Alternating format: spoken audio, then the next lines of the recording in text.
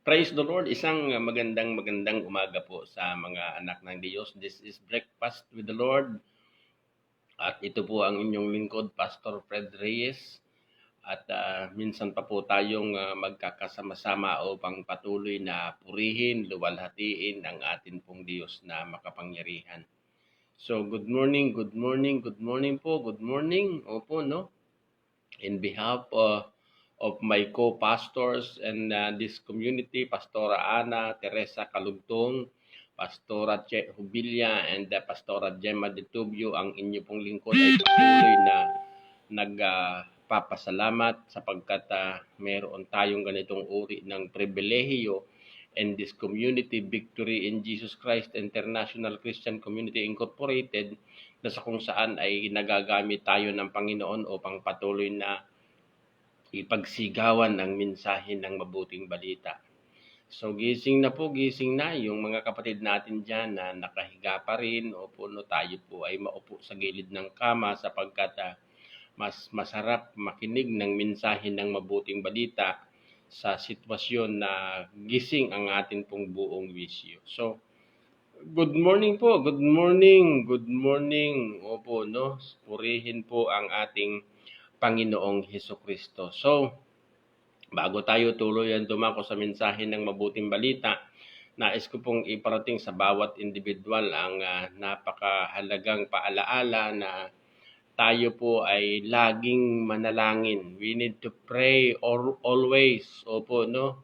Araw-araw po tayong dumulog sa biyaya ng Panginoon. Araw-araw po tayong maghain ng atin pong mga petisyon sapagkat kailangan po natin ang patuloy at malayang pagkilos ng Diyos sa atin pong mga buhay. Opo, no? Specifically, opo, no, in this time of pandemic, opo, no?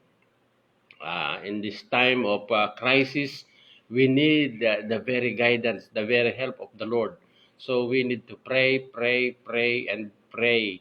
Atin din pong ipanalangin yung mga nararapat na atin pong ipanalangin, yun pong ating mga leaders, opo, no, leader ng ating bansa, yun pong mga senators, ang ating mahal na presidente, opo, yung pong ating mga governors, and then etc. Opo, yung mga frontliners, yung mga nasa medical communities, we need to pray for them. Opo, no, sa sitwasyon na meron po tayo ngayon na muling bumabalita. Opo, no, pumapailan lang sa balita ang COVID-19. Opo, at maging yung mga masasamang bagay, opo, no, na nangyayari sa atin pong kapaligiran, nakikita po natin na wala pong habas ang pagkilos ng kasamaan sa atin pong paligid. That's why we need to pray and pray. Ipanalangin din po natin na ang mga lingkod ng Diyos ay walang sawa at patuloy na ipagsigawan ang mensahe ng mabuting balita sapagkat alam natin na ito po ang kapangyarihan ng Diyos. Ang mensahe ng mabuting balita, ito po ang kapangyarihan ng Diyos sa ikaliligtas ng bawat sumasampalataya. Opo, no? So, purihin po ang ating Panginoon. Pangalawa, yun pong ating programa. Opo, no? Every day, 5:30 a.m., every Sunday and Wednesday, 8 o'clock in the evening. Opo, atin po itong tangkilikin, i-share, i-tag po natin yung atin pong mga best friend. Opo, no, yung atin pong pamilya, atin pong i-post ito sa atin pong mga wall, sa atin pong Facebook account, opo, no, sa Instagram, whatsoever. Basta mayroong pribilehiyo na makapag-post po tayo ng atin pong programa, makapag-share tayo, share it. Opo, at yun pong ating YouTube account, opo, no, i-like po natin, opo, no, i-share po natin, opo, no, i-subscribe po natin. Ayun po, no, so purihin po ang atin pong Panginoon, purihin po ang Diyos na makapangyarihan. Today is December 22, opo, no, dahil 3 araw na lamang po at Pasko na, kaya naman ang inyong abang lingkod ay bumabati sa inyo ng Merry Christmas. Opo, no? Pagpalain po tayo ng atin pong Panginoon sa panahong ito ng atin pong pagdiriwang patungkol sa kapanganakan ng atin pong Panginoong Hesukristo. There are so many questions about this season. Opo, no? Galing po sa isip at puso ng mga taong mitikuloso pagdating sa pagsisilibra ng ganitong kapaskuhan o ng ganitong panahon. Opo, no? So, ang akin pong katwiran about this celebration hindi na po natin maaalis ang tradisyong ito sa atin pong daigdig. Opo, no? So, kung mayroon man pong mga mali sa petsa o mali sa panahon, opo, ang akin lamang po ay ang importante na papasalamatan natin ang atin pong Panginoon, ang ating Diyos na sa Kanya nagmula ang planong pagsilang ng atin pong tagapagligtas. Opo, no, anumang panahon siya na ipanganak, ang importante tinupad ng Diyos ang Kanyang pangako na tayo ay iligtas, opo, no, sa mapang-aping paghahari ng kasalanan. So, purihin po ang ating Panginoon. Merry Christmas to everyone. Opo, at ayun, opo, no, bago tayo tuluyan dumako sa mensahe ng mabuting balita, I would like to greet each one of you this morning. Good morning sa mga early birds. Good morning kay Sister Marivic Ratilla Kapuyan. Opo, no, good morning kay Brother Lito Mulano, kay Sister Merlin Vergara, opo, no, kay Ate Meli Mateo Balister, opo, good morning po. Kay Sister Minay ng Apalit, Pampanga, good morning sa mga taga-Apalit, opo, yung mga kapatid natin dyan, good morning po. Kay Sister Luz Kurong, opo, no, good morning sa mga naandyan sa Suswarige. Praise the name of the Lord, Quezon City. Opo, no, so good morning din kay Sister Merlin Vergara, opo, no. Kay Sister Ellie Forbes ng Unisan, Quezon, opo, Barangay San Roque. Good morning po sa inyo dyan, opo, no. Ikaw po ba'y naandyan sa San Roque? Good morning po sa inyong lahat dyan. Good morning kay Sister Leia Limit Paktoranan. Opo, no? Kay Franz Margalio, good morning.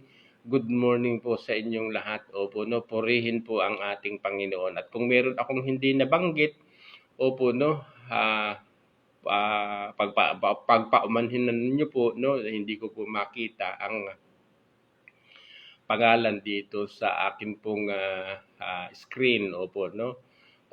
Si Ate Jo pala, opo, no. Good morning kay Ate Jo si Rivo, opo, no. The entire Revo family, good morning po, no.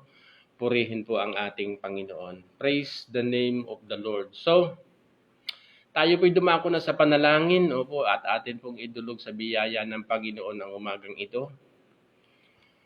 Praise God. Ama, sa pangalan ni Jesus, kami po ay nagpapasalamat for this privilege we have na araw-araw po kaming nakakapakinig ng mensahe ng mabuting balita at patuloy kaming nagbibigay o nabibigyan ng kaalaman mula sa iyo, Panginoon.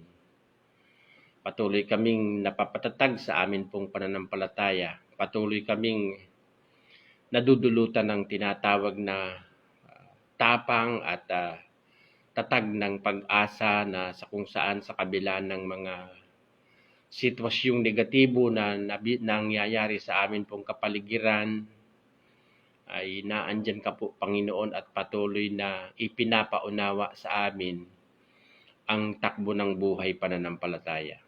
Kaya minsan pa, Panginoon, kami po ay dumudulog sa iyong biyaya at nagpapasalamat for this great privilege we have. We are praying, Father, in the name of Jesus, just simply open our hearts, our minds, and talk to us, O God, softly. Hayaan niyo po na ang banal na Espiritu ay patuloy na magbigay ng liwanag sa amin pong mga puso, sa amin pong mga isipan. Ikaw po ang patuloy na mabigyan ng tinatawag na kaluwalhatian. Kaya, Panginoon, sa iyo namin ipinapagkatiwala ang umagang ito. Yamang ikaw po ang dapat purihin, ikaw ang dapat sambahin. Hayaan po ninyo na sa umagang ito, ikaw po ang Diyos na maparangalan. Ang luwalhati na nasa sa iyo ay patuloy na maipagsigawan para sa patuloy na ikapupuri ng iyong banal na pangalan. Salamat po kami po ay patuloy mong iproseso sa usaping pagpapabanal at loobin po ninyo, Panginoon, na dumating ang panahon, haharap kami sa iyo, matagpuan kaming walang bahid dungis kapintasan. Salamat po, sa iyo namin ipinagkakatiwala ang umagang ito. Sa iyo ang pinakamataas na papuri, pagsambat pagluwalhati sa pangalan ni Jesus na aming Panginoon. Amen and amen. Praise the Lord. So good morning. Opo, no, good morning sa mga anak ng Diyos. Opo, no, purihin po ang ating Panginoon. Purihin po ang Diyos na makapangyarihan. Opo, no. So this morning we were now in the book of Matthew chapter 21 pa rin. Opo, no, hindi pa po tayo natatapos sa chapter 21 ng book of Matthew. Opo, no. Nasa verse 28, opo, no? Nasa verse 28 po tayo. Praise the name of the Lord. So let us read this. Opo. But what think ye? A certain man had 2 sons, and he came to the first and said, Son, go work today in my vineyard. He answered and said, I will not. But afterward he repented and went. And he came to the second and said likewise. And he answered and said, I go, sir, and went not. Whither of them twain did the will of this father? They say unto him, the first. Jesus said unto them, Verily I say unto you, that the publicans and the harlots go into the kingdom of God before you. For John came unto you in the way of righteousness, and ye believe him not. But the publicans and the harlots believe him, and ye, when ye had seen it, repented not afterward, that you might believe him. Here another parable. There was a certain householder which planted in a vineyard, and hedged it around about, and dig a winepress in it, and built a tower and let it out to husbandmen, and went into a far country.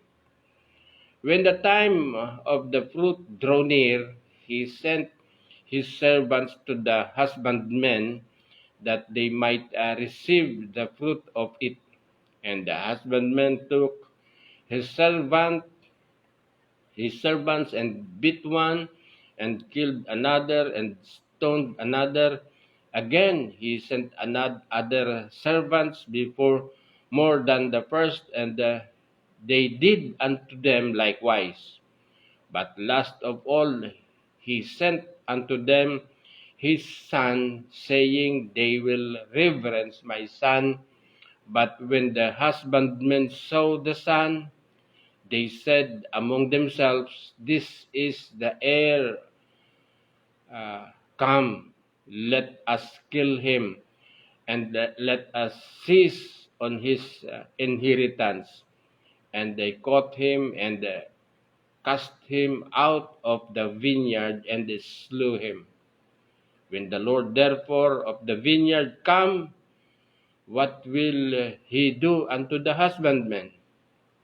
They say unto him, He will miserably destroy those wicked men, and will let out in his vineyard unto other husbandmen, which shall render him the fruits in their seasons. Jesus said unto them, Did you never read in the scriptures, the stone which the builders rejected, the same is become the head of the corner. This is the Lord's doing, and it is marvelous in your eye. Therefore I say unto you, the kingdom of God shall be taken from you and given to a nation, bringing forth the fruits thereof. And whosoever shall fall on his stone, on this stone shall be broken. But whosoever it shall fall, it will grind him to powder. When the chief priests and Pharisees had heard his parables, they perceived that he spake of them. But when they sought to lay hands on him, they feared the multitude, because they took him for a prophet. My brethren, this is the word of the Lord, and let his word be magnified in our midst this morning.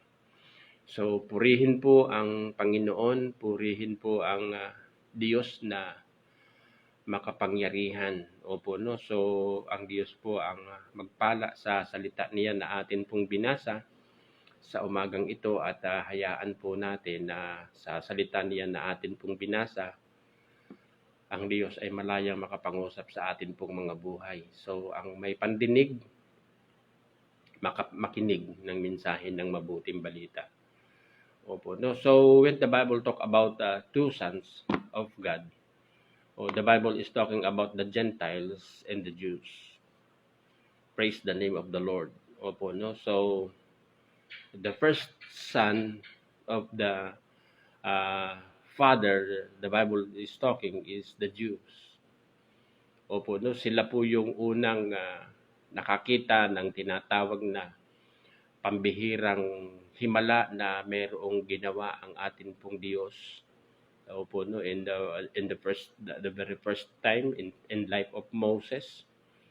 Opo, no? Sa book of Exodus, dito po unang na-recognize ang lahi ng mga Israelita, ang lahi ng mga Hudyo. At dito po nagsimula na sila ay dumami, opo, no? In the place we called Egypt, opo, no? At mula sa lahi ni Isaac, praise the name of the Lord, ang mga Israelita ay nagbigay ng napakaraming bilang. Opo, no? So, from Egypt, opo, no, sila ay dumaing ng kahirapan, opo, at hindi ito nalingid sa Diyos na makapangyarihan. God helped them. Tinulungan sila ng Diyos.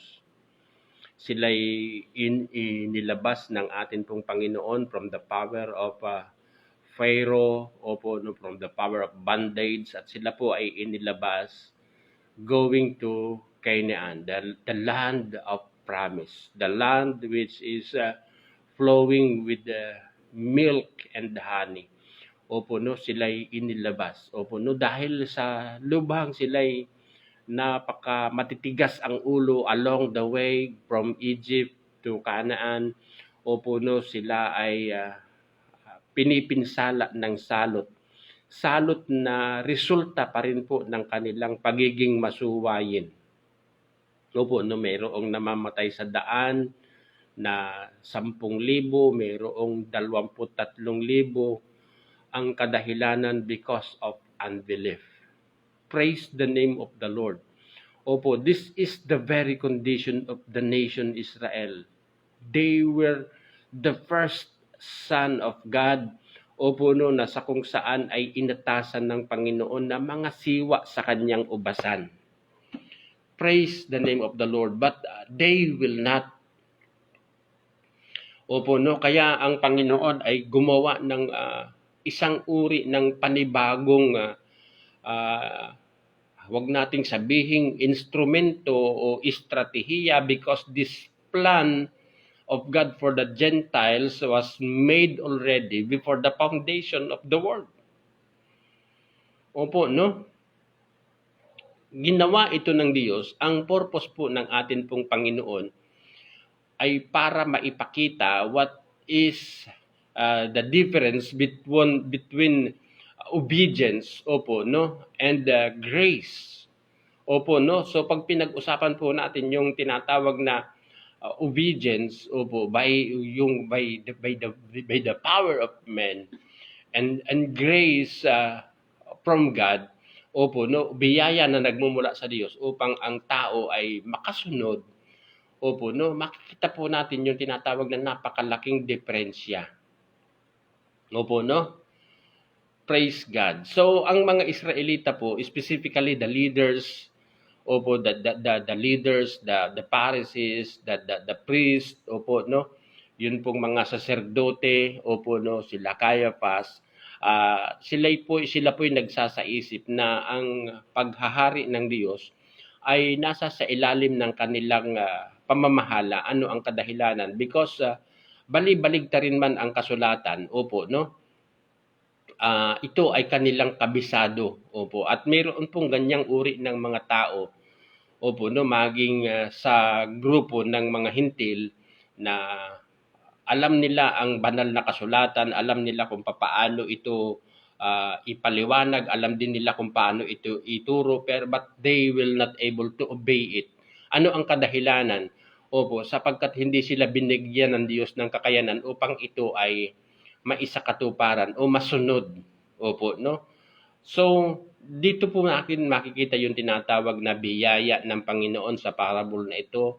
Opo, no, para maisakatuparan ng kanyang mga anak ang kalooban ng Diyos. Pangalawa, dito din po natin makikita yung tinatawag na justice ng atin pong Panginoon.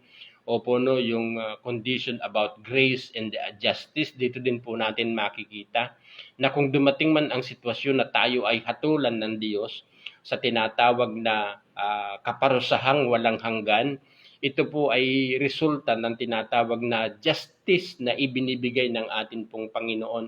At kung tayo man ay biyayaan ng atin pong Panginoon, na tayo ay magkamit ng tinatawag na buhay na walang hanggan. Because Jesus, He said, many of the publicans and harlots women ang makakapasok sa tinatawag na paghahari ng atin pong Panginoon because they obey the will of God. Opo, no? Sa pamamagitan po ng biyayang kumilos mula sa Diyos sa kanilang mga buhay. So, purihin po ang atin pong Panginoon. Ito'y isang uri ng bagay na dapat na maging malinaw po para sa atin. Bukod sa grace and justice of God na ipinipresent dito ng atin pong Panginoong Hesukristo, opo, maliwanag din na ipinapaunawa ng banal na kasulatan na pag pinag-usapan po natin ang church o the Bible is calling it a vineyard, opo, no, the church or the Bible called it the kingdom of God, the church or the Bible called it opo, no, body of Christ, opo, no, praise the name of the Lord, opo, no, ito po ay pag-aari ng atin pong Panginoon. It is very clear. Praise the name of the Lord. Opo, no? Ang problema, mayroong mga umangkin sa bagay na ito. And then the very first na nanguna sa pag-angkin sa mga bagay na ito ay ang mga Hudyo. Opo, no? Inisip ng mga Hudyo na ang paghahari ng Diyos ay nasa sa kanilang pamamahala. Sila ang mayroong kapangyarihan na magmaniobra nito. Opo, no? Kaya naman, every time na mayroong ipapadala ang ating Panginoon, He is talking about, or Jesus, He is talking about the prophets, opo, the evangelist, mga mangangaral, opo, no, evangelist like John the Baptist. He is one of the great evangelists in the Bible, opo, na kung saan ay nakarecord ang kanyang mga ginawa. Praise the name of the Lord. Kumakatawan sa propetang walang dili iba kundi si Elijah. Praise the name of the Lord. Opo, no, dahil ito'y inisip ng mga Hudyo na ang paghahari ng Diyos o ang kaharian ng Diyos o ang ubasan ng Panginoon ay nasa ilalim ng kanilang pamamahala. every prophet na dumadating sa kanilang lugar, opo, no, ay ginagawa ng paraan ng mga saserdote, ng mga pareseyo, opo, na nang ginagawa ng paraan upang maparatangan na sila ay nagkakasala laban sa Diyos, na inaakala nilang kaya nilang manipulahin sa ilalim ng kanilang pamamahala. Opo, no, ang ginagawa ng mga taong ito ay ipinapapatay nila ang mga propeta. Opo, no, kaya ang Diyos ay nagplano ng tinatawag na, opo, no, the greatest plan of God, instead of the prophets, instead of the evangelist, He sent, opo, no, His ultimate, opo, no, He sent the Messiah. He sent Jesus Christ, the anointed Son of God. Opo, no, He sent it to His hometown, opo, no, Israel. Praise the name of the Lord. Praise God, opo, no. So, ito'y isang uri ng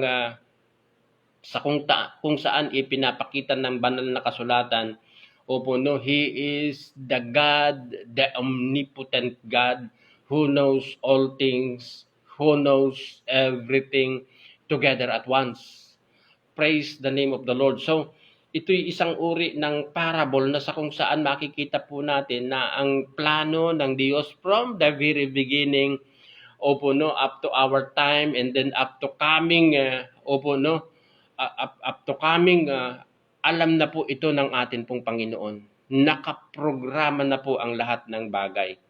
So, ito'y isang uri ng bagay na ipinapaunawa sa atin upang tayo na mga mananampalataya ay patuloy na magpasakop sa kalooban po ng atin pong Panginoon. Many of us were struggle in our daily living because the Bible is talking about obedience, complete obedience. But the meaning of word complete obedience, opo, ay hindi po yung tinatawag na willpower. Opo, no?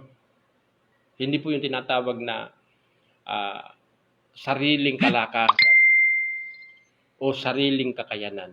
The meaning of the word complete obedience, opo, in the sight of the Lord is trusting Him. Tandaan po natin, yung mga naunang pag-aaral po natin ay tumalakay patungkol sa tinatawag na napakahalagang katangian ng pananampalataya. The way Jesus He introduced the word faith to the disciples. Opo, no, the meaning of the word complete obedience is trusting God. Opo, no, makasunod man tayo, makagawa man tayo ng tama, makagawa man tayo ng magandang bagay sa paningin ng tao, kung hindi naman tayo nagtitiwala sa atin pong Panginoon, ang atin pong pagsunod ay walang halaga, walang kwenta. Opo, no, katulad lamang tayo ng mga pareseyo at ng mga iskriba. That's why the meaning of the word complete obedience in the sight of the Lord is trusting Him. Trust in the Lord with all thy heart. Opo, no? So ito po yung hinahanap ng Diyos na pagsunod. Opo, no? Relying on Him. Opo, na sumusunod tayo na tayo ay sa Kanya nakadepende. Sumusunod tayo sa Kanya na tayo ay merong pagnanasang makapagbigay sa Kanya ng tinatawag na kapurihan, which is the Jews not. Opo, nung suguin po ng may-ari ng ubasan ang kanyang mga alipin para kunin ang ganang bahagi niya sa ubasan. Opo, ano ang ginawa ng mga tagapag-ingat, ng mga caretaker? Opo, no, pinatay nila ang mga propeta. Opo, at ang ginawa ng atin pong Diyos na makapangyarihan, because He is the God of mercy, He is the God of justice, He sent another servant. But likewise, opo, no, yung pong mga tagapag-ingat, yung pong mga naunang inatasan para magtrabaho sa ubasan at ingatan ng ubasan, likewise they kill, opo, no, another servant. Opo, no? Praise the name of the Lord. Hallelujah. Ang kadahilanan sapagkat sila po'y nagsasaisip na ang kaharian o ang paghahari ng Diyos ay kaya nilang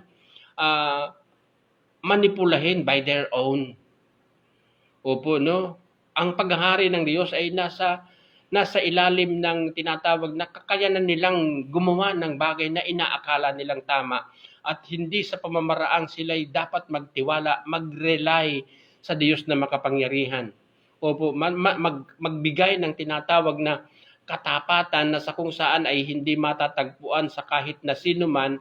Opo, no? Pero dahil mayroon kang pananampalatayang tinanggap mula sa atin pong Panginoong Hesukristo, regalo ng Diyos, yung mga hindi tapat ay mayroong kakayanang manatiling tapat hanggang wakas.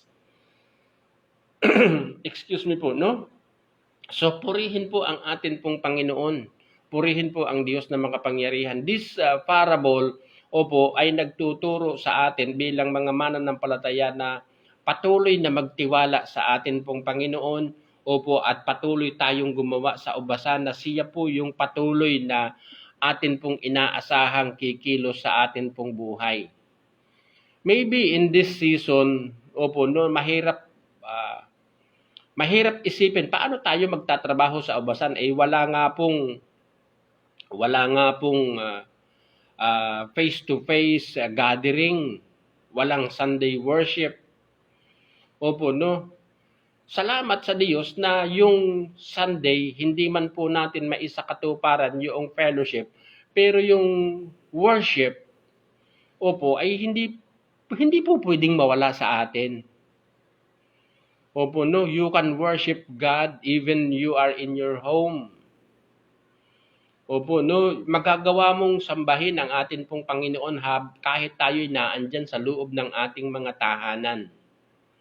Magagawa nating gawin ang duty na ipinapagawa sa atin ng atin pong Panginoong Hesukristo saan man lugar tayo naroroon.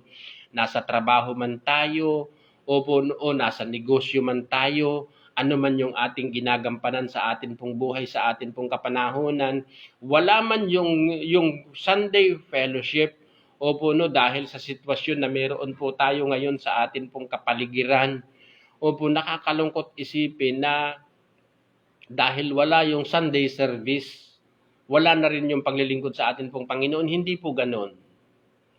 You can do your duty without Sunday service. Ano ang kadahilanan? Sapagkat ito po yung atas sa atin ng atin pong Panginoon.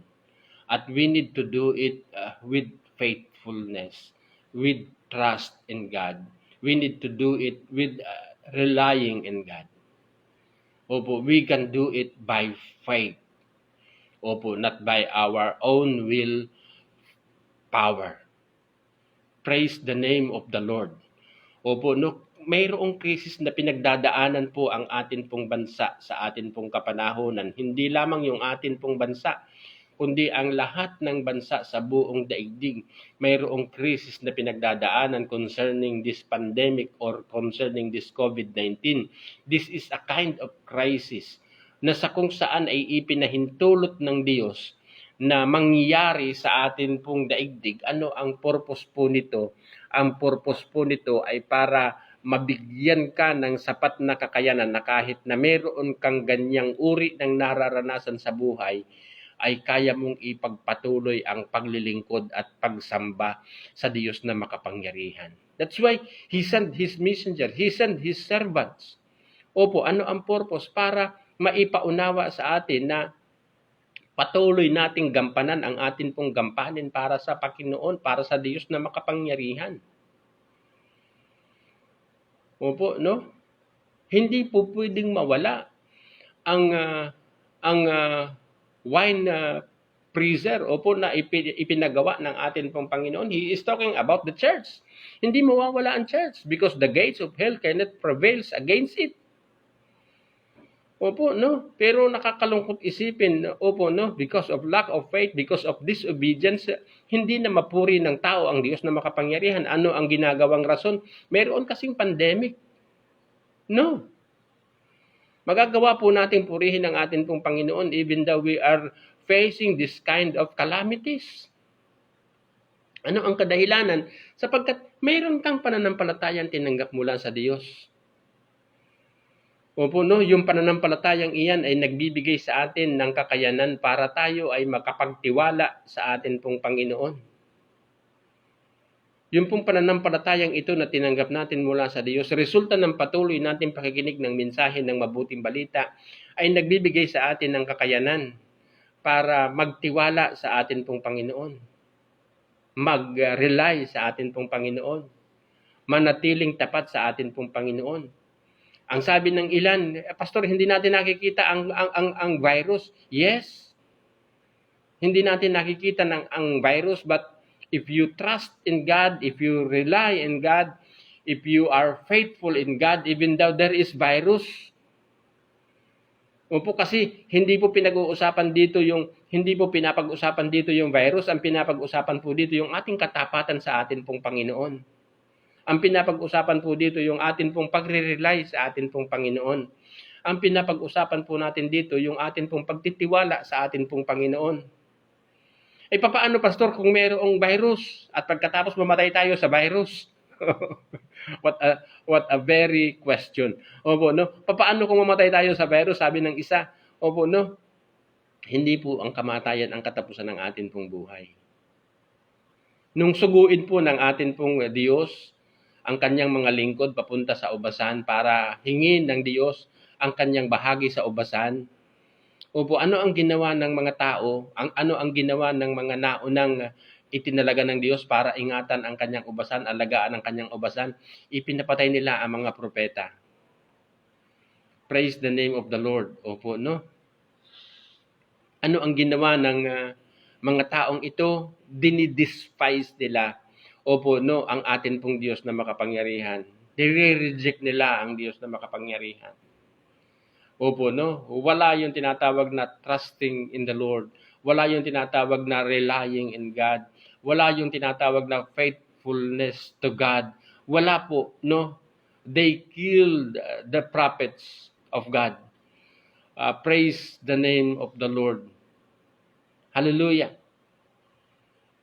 Opo, no? Wala po yung tinatawag na complete submission to God. They do not know that God, He is the God of grace, and also He is the God of justice. Opo, no? Anong ibig sabihin na He is the God of justice?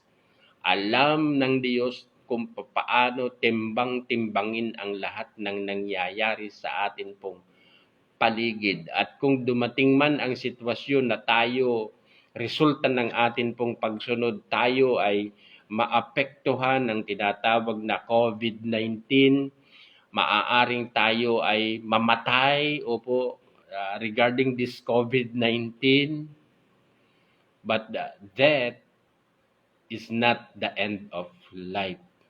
It's not the end of our life. Hallelujah. Opo, nung suguin ng Diyos yung kanyang mga lingkod, alam ng Diyos na ito'y papatayin. Opo, nung suguin ng Diyos ang kanyang mga propeta, alam ng Diyos na ito'y papatayin. Nang suguin ng Diyos ang kanyang anak na si Jesus, alam ng Diyos at plano ng Diyos na si Jesus ay patayin. Praise the name of the Lord. Pero hindi ang kamatayan ang katapusan ng buhay.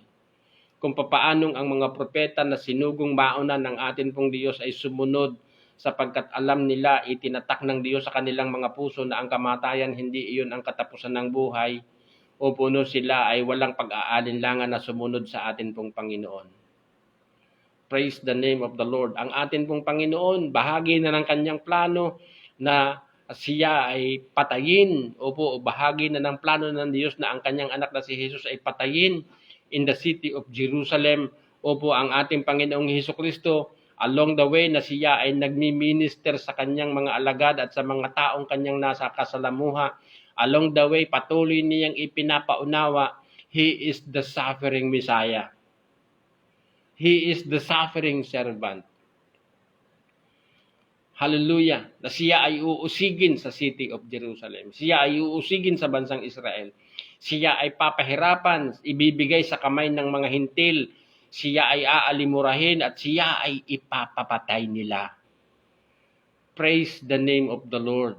But these prophets and Jesus, they were completely trust in God, relying in God, at nanatili silang tapat sa Diyos na makapangyarihan. Ano ang kadahilanan? Hindi dahil kaya nilang maging tapat, kundi dahil meron silang pananampalataya na tinanggap mula sa Diyos na makapangyarihan. Praise the name of the Lord. I would like to read these verses before you this morning. Opo, I would like to open my Bible in the book of Romans chapter 12. Opo, beginning from verse 3. Opo, gusto kong simulan sa verse 1. Opo, I beseech you therefore, sabi ng verse 1 ng Romans. I beseech you therefore, brethren, by the mercies of God, that you present your bodies a living sacrifice. Pag sinabing a living sacrifice, disown your body, make it a sacrifice before the Lord. Ang sino mang naghahangad na magligtas ng kanyang buhay, siya ang mawawala nito. Ngunit ang sino mang mag-alay ng kanyang buhay, alang-alang sa Panginoon at sa mabuting balita, siya ang magkakamit nito. Siya ang magkakamit ng buhay na walang hanggan. That's why, pag sinabing mag-alay ng buhay, make it a sacrifice before the Lord. Opo, gawin po natin itong isang uri ng handog mula sa ating Panginoon. Disown our body. Gawin po natin ito o tanggapin po natin ito na ito yung katotohanan. The body that we have is not our own. It is owned by God. So, sabi ni Apostol Pablo, I beseech you therefore, brethren, by the mercies of God, that you present your bodies a living sacrifice, holy, acceptable unto God, which is your reasonable service. Ito yung karapat-dapat nating pagsamba sa Diyos. Opo. And be not conformed to this world. Huwag tayong umayon sa takbo ng mundo.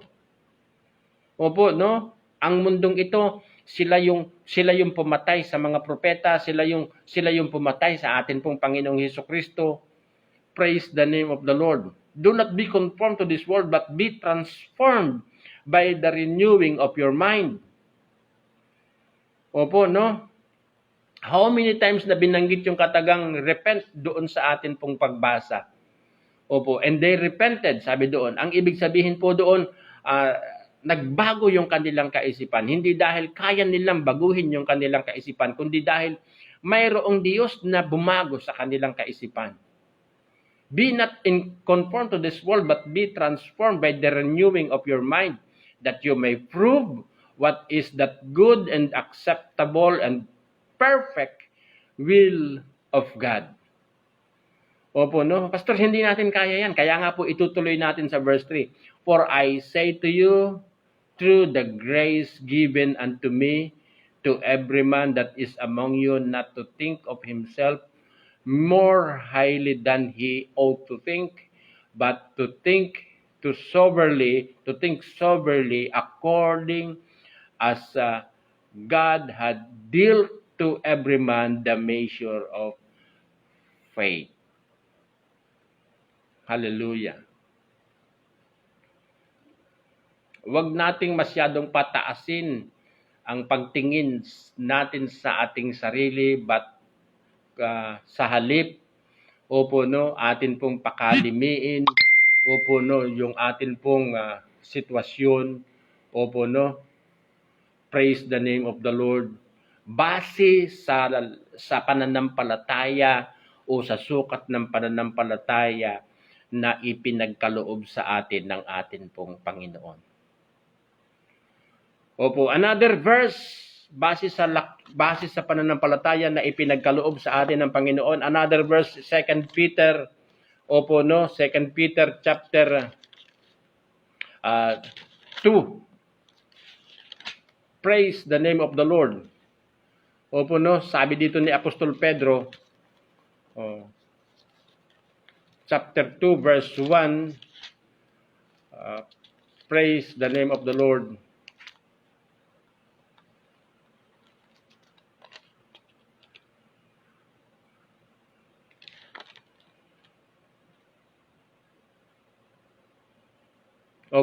Chapter 2 Peter chapter 1.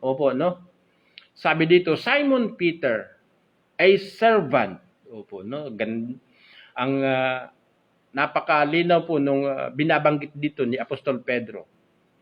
Simon Peter, a servant and apostle of Jesus Christ. To them that have obtained, to them that have obtained like precious faith with us through the righteousness of God and our Savior, Jesus Christ. Grace and peace be multiplied unto you through the knowledge of God and of Jesus our Lord. And of Jesus Christ our Lord. Sa inyo, nakatulad namin, sa inyo, nakatulad ko, ay tumanggap ng authentic faith. Pag sinabing authentic faith, genuine, the Bible is talking about genuine faith. Sa inyo, nakatulad namin ay tumanggap ng tinatawag na pananampalataya. Sa pamamagitan ng kabanalan at katuwiran na meron ang atin pong Panginoong Hesukristo. Manaway, sumagana sa inyo ang biyaya ng atin pong Panginoon.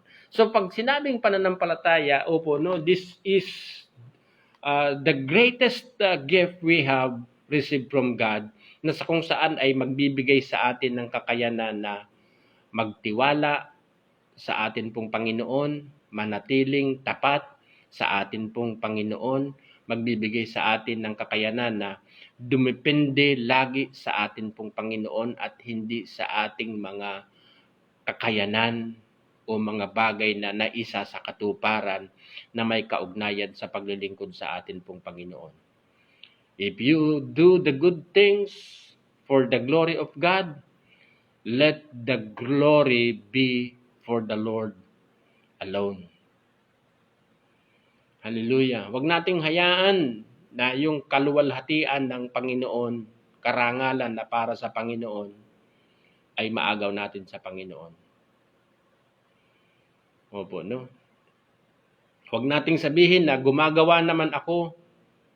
Huwag nating kalimutan ang atin pong kakayanan ay resulta ng pagbubuhos ng biyaya sa ating buhay ng atin pong Panginoon. Ano ang kadahilanan? Dahil meron kang pananampalatayang tinanggap mula sa ating Panginoon. For by grace, babalik na naman tayo, you have been saved through faith. And that's not of ourselves. It is the gift of God.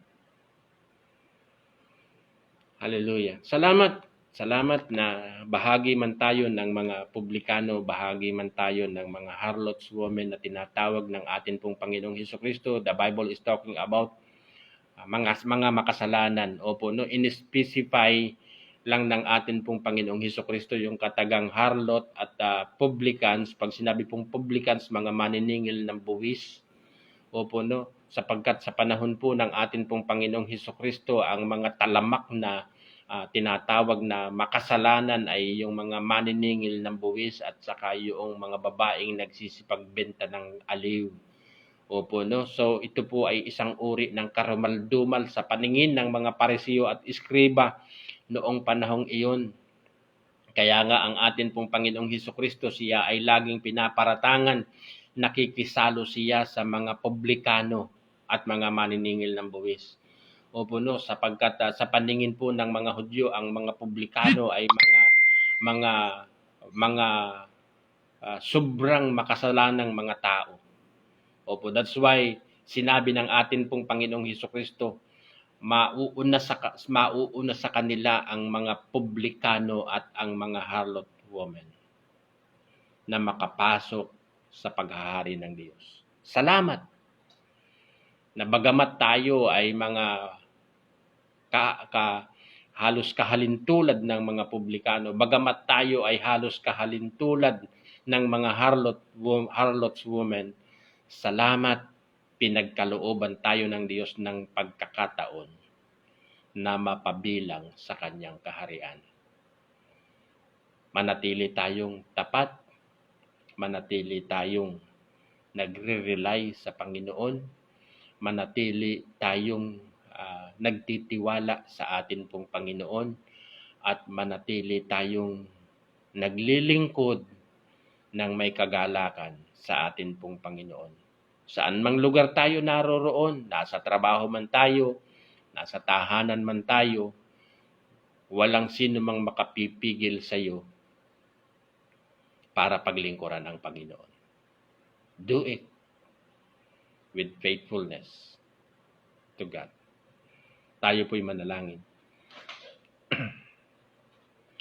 Ama, sa pangalan ni Jesus, alam namin na sa mundong ito na aming ginagalawan ay lubhang napakarami ng kaguluhang nagaganap. Napakarami ng mga bagay-bagay na halos hindi na po namin maintindihan o maunawaan. Pero sa kabila ng mga pangyayaring ito, kami po ay patuloy na nagtitiwala sa iyo, Panginoon. Kami po ay patuloy na dumidepende sa iyo, O Diyos. Patuloy naming idinudulog sa iyo ang amin pong sitwasyon sa buhay na ito, because we know, Father, that you are the God of justice. You are the God who does not change. You are the God who is the same today, yesterday, and forever. Hindi ka nagbabago, Panginoon. Hindi ka nagkukulang. Naniniwala po kami na ang mundong ito na amin pong ginagalawan ay iyong hahatulan ng mayroong katuwiran. Naniniwala po kami, Panginoon, na kaming mga mananampalataya ay iyong patuloy na bubuhusan ng biyaya upang maisakatuparan kung ano ang iyong kalooban. Ama, turuan mo kaming manatiling tapat sa iyo. Bigyan mo kami ng kakayanan na maging tapat sa iyo. Bigyan mo po kami ng kakayanan na manatiling naglilingkod sa iyo. Manatiling ikaw ang dinidependihan at hindi po ang aming personal na kakayanan. Yes, of course, maraming marunong sa mundong ito, maraming higit na mas matalino kaysa sa amin, pero hindi po galing at ganda ng mundong ito ang iyong tinitingnan, Panginoon. Ang iyo pong tinitingnan ay ang puso ng bawat mananampalataya na anuman ang mangyari dahil sa pananampalataya ay maglilingkod sa iyo, O Diyos, para sa iyong kapurihan. Kaya, Ama, sa pangalan ni Jesus, we are praying this morning at patuloy ko pong idinadalangin sa iyo ang mga anak mong ito na ikaw lamang po ang tanging pinagkakatiwalaan. We are praying, Father God, for these people. They are yours. Opo, no? Sila Ate Meli Mateo Balister, sila Sister Merlin Vergara, Sister Marlene Perilla, sila Sister Helen and Kuya Rick Marsan, the entire Marsan family. We are praying, Father God. Praying also kila Brother Michael and Sister Lynette Imperial Malabad, sila Nanay Lucy and Tatay Hunyong Malabad, sila Brother Dondon Malabad and the family. We are praying also kila Brother Romnick and Sister Kata Valerio. We are praying for Brother Victor and Brother Victor Condes Giriva. We are praying for Sister Love Garcia Domingo, Sister Monica Garcia Domingo. We are praying for Franz Margalio, Fumika, and Nusumi Matsusaki Margalyo, kila Manay Salve, Cheryl, Faye, Jo Marie, Jonathan, and Precialyn Margalyo. We are praying also sa kila Sister Aiko Shin, kila Sister Angie De Vera and family. We are praying also kila Jibong Baratita, kay Rowena Baratita, kila Ate Daisy Vera Baratita. We are praying for them, Father God. We are praying for Sister Leia Limit Factoranan, Sister Nieves Limit, praying also kila Ate Nelia Laraya, kila Kuya Joe Laraya, kila Sister Susan Limbo, Brother Edgar Limbo, Brother Bart Sibulina, kila Nanay Presi, Sister Grace Murillo, Sister Oyes, Panginoon, gabayan mo po si Sister Oyes sa paglipat niya ng Olongapo. Praying also kila Sister Noris Sabilita, kila Kuya Fernan Lucero, Brother Rodel at Kabanganan, at ganoon din po kay Marivet Kanyega Reyes. Akin pong dalangin ang iyong patuloy na pagkilos sa buhay ng pamangkin kong ito. I speak healing, Father, in the name of Jesus. You are the God of mercy. That's why we are praying for her. Akin din pong idinadalangin, Panginoon, ang BJC Metro Manila Local Church sa pangunguna po ni Pastora Che Hubilia, si Mama Tila, of course. More grace, Father God, for Mama Tila. Akin pong dalangin na ikaw po ang patuloy na mangasiwa sa buhay ng aming inang ito. At anuman po yung nararamdaman ng aming inang ito sa kanyang physical na katawan, we are praying for more grace from you, O God. Hallelujah. We are praying also kay Sister Luz Kurong, kay Kuya Joe Kurong, kay Brother Jason, Brother Juby, kay Zyle, Father God. We are praying for Escriba family, kila Brother Ronnie Escriba, Sister Eman, Brother Eman, Sister Ella, at ganun din po kay Sister Leia Escriba. We are praying for Sister Pearl Herrera, kay Brother Christopher Herrera, sa kanilang baby na si Cassie. Praying also, Father God, kila Sister Eleanor Pantaleon, Brother JB Pantaleon, sa kanilang baby na si Juno, at sa kasunod pa o kapatid ni Juno. Praise the name of the Lord. Praying also, Father God, sa Duktama family, kay Brother Henaro, kay Sister Rosalie and kids. Father God, we are praying for them. Praying also sa Rivo family, kay Ate Josie, kay Kuya Willie, kay Sister Tintin, kay Brian, kay Ethan, kay Christian, the entire Revo family. We are praying in the name of Jesus. We are praying also, Father God, kila Sister Joanne Carol Ramoy Diego Morales, kay Brother EJ Morales, kay Pastora Ana Teresa Kalugtong, sa buong pamilya Kalugtong, like Brother Gerald, Brother Joem, Brother Jojo, and Sister Didit Ebol Kalugtong, the entire Kalugtong family, the entire family that they have been represented. We are praying, Father God, akin pong dalangin ang iyong patuloy na pagkilos sa kanilang mga buhay. Praying also sa pamilya Mulano, kay Brother Lito Mulano, kay Sister Imelda, Father God, we are praying for Sister Imelda's health. Aking pong dalangin na patuloy mo siyang biyayaan ng kalakasan. Ganon din po sa buong sambahayan, kila Sister Melet, kila Sister Jemeline, kay Sister Geneva, kay Sister Erica, kay Brother Denmark, sa asawa po ni Sister Melet, kay Brother Henry, sa asawa ni Jemeline, kay Brother Ernel, at sa kanilang mga anak, kay EJ, kay Yuan, Father God. Praying also kila Sister Amin, kila John Alvin Escala, John Stephen Calapillo. We are praying for the entire Molano family. Praying also, Father God, sa Moral family, kila Ate During, kay Sister Monique, kay Brother Chris, sa kanila pong mga anak na sila Iya, si Christine, si Khalil. Ganon din po sa BJC, ganon din po sa Pagaduan family, kay Brother Eric, kay Sister She, sa kanilang mga anak po, no, kay Baby Arian, kay Ashley, kay April, kay Aris, kay Ariel. Father God, we are praying for the entire Pagaduan family. And then we are praying, of course, sa grupo ni Genesis na naandyan po sa lugar ng Malbar, Batangas Province. Sila Ryan, si Lenny, si Rona, si Jessa. And of course, si Brother Genesis Ditubio, we are praying.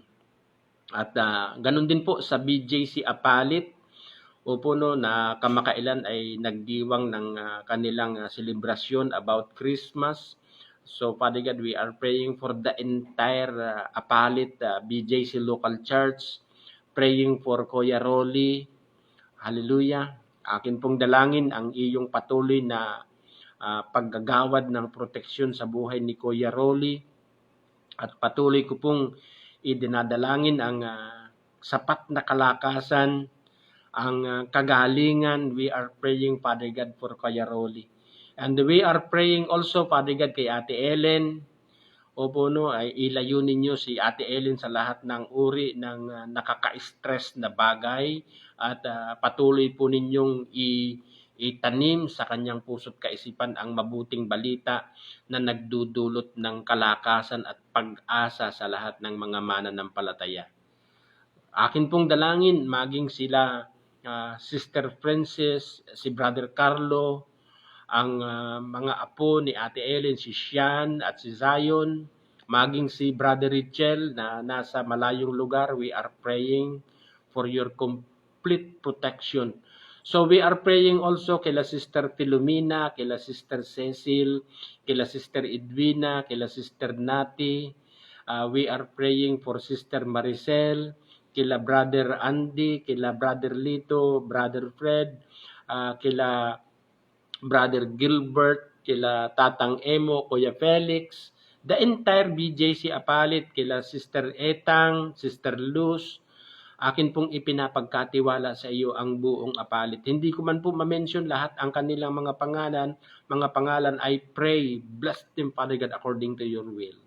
So we are praying also, Father God, sa BJC Pitugo Local Church, sa pangunguna po ni Pastora Gemma Ditubio, si Brother Loling Ditubio, ang mag-asawang Anting at Sister Minnie, ang mga anak Panginoon, sila Rubik, sila Anthony, sila Angelica, Father God, sila Brother Imak, Father God, sa iyo namin ipinapagkatiwala ang mga anak mong ito. Sila Brother Danny, Sister Malu, Sister Nena, Brother Dario, sila Karen at Embet, Father God, sila Sister Mercy Marino, Sister Ellie Forbes, Sister Ellie Gliani, at sa lahat po sa BJC Pitugo, kung meron man po akong hindi mabanggit, hayaan mo pong sa iyo ko sila maipagkatiwala. Of course, sila Sister Chari and Brother Kaloy Iglesia, the entire Iglesia family, we are praying for them, O God.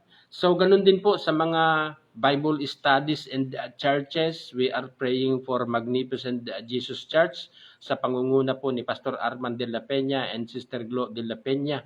Ang DBS o Daily Bible Study Live sa Zoom na pinangungunahan po ni Pastora Gemma ni Pastora Cora Vasquez, Sister Mari Consano, Sister Mary Ann, Sister Marivet Rosales, sa si Jesus ang pag-asa diyan po sa lugar nila Pastor Edriswelio, opo no, lugar po ng Caloocan, Balong Bato, Quezon City, opo no, boundary po ito ng Quezon City, opo no, at Caloocan. So we are praying for this church, si Jesus ang pag-asa, with Pastor Edriswelio and Ate Prime Resuelio. Praying also sa Jesus Christ True God and Eternal Life Church, sa buhay po nila Pastora Lalay o Lilita Bandoy, Sister April Limbo, and Sister Geneva Nicolas. Opo, no? Praying also sa GCL Church with Sister Elma Gutierrez, Sister Veneranda Sinita Castillo, at Sister Chumi Coronel. So, Father God, we are praying, of course, sila Sister Estela Teranya and Brother Tito Teranya. Panginoon, sa iyo namin ipinapagkatiwala ang umagang ito. The way you spoke to us, this parable, we are praying na kami po ay patuloy ninyong panatilihing naglilingkod at nang may katapatan sa iyo. Nawa ay manatiling kumikilos sa amin pong buhay ang pananampalataya. Kahit ito'y gagasinlakin ng butil ng mustasa, you have said to us, magagawa naming sabihin sa bundok na ito na umalis ka dyan, matanim ka sa pusod ng karagatan. Panginoon, sabi mo po, kung hindi kami nag-aalinlangan sa iyo, gagawin mo po ito sa amin. That's why we are praying. All kinds of mountains in our lives, we are praying in the name of Jesus. Let there be healing, Father God, this morning in the name of Jesus. Let there be healing. Ang may karamdaman, pinagaling mo na po, Panginoon. Kaya sa iyo namin ipinapagkatiwala ang lahat. Yung mga may pangangailangan, they are well supplied by God, Father God. Sa iyo namin ipinapagkatiwala ang umagang ito. So, anumang panahon ipinanganak po ang aming Panginoong Hesukristo sa mundong ito, we greet you, Lord. Happy birthday. Salamat po at sa iyo namin ipinapagkatiwala ang lahat. Mapapurihan ka, O Diyos, sa pangalan ni Jesus. Amen. Amen. So praise God. So magandang umaga po sa mga anak ng Diyos. Opo, no? Ang inyong abang lingkod ay bumabati sa inyo na magandang umaga at salamat sa inyong patuloy na pagsubaybay sa programang ito, Breakfast with the Lord. We are praying, asking to each one of you, patuloy po natin itong tangkilikin. So good morning, salamat kay Sister Leia Limit, Pacturanan, kay Franz Margalio, salamat. Kay Sister Chumi Coronel, salamat po. Kay Ate Merlin Vergara, Sister Merlin Vergara. Kay Sister Rosalie Tumampok, Doc Tama, opo, no? Maraming salamat po. Kay Ate Josie, opo, no? Sister Marivic Ratilla Kapuyan, maraming salamat po. Kay Brother Lito, maraming salamat po. Kay Ate Meli, at salamat po kay Sister Minay, kay Sister Luz. Praise the name of the Lord. Opo, no? Kay Sister Ellie Forbes, kay Sister Leia Limit Pacturanan. Opo, no? Sister Filomena Morales. Opo, no? Sa lahat, maraming salamat po. Pagpalain kayo ng ating Panginoong Hesukristo.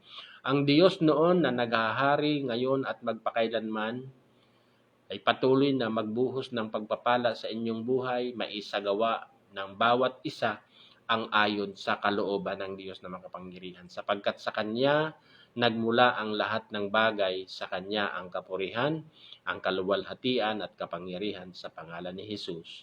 Amen. God bless you po at babay po sa inyong lahat.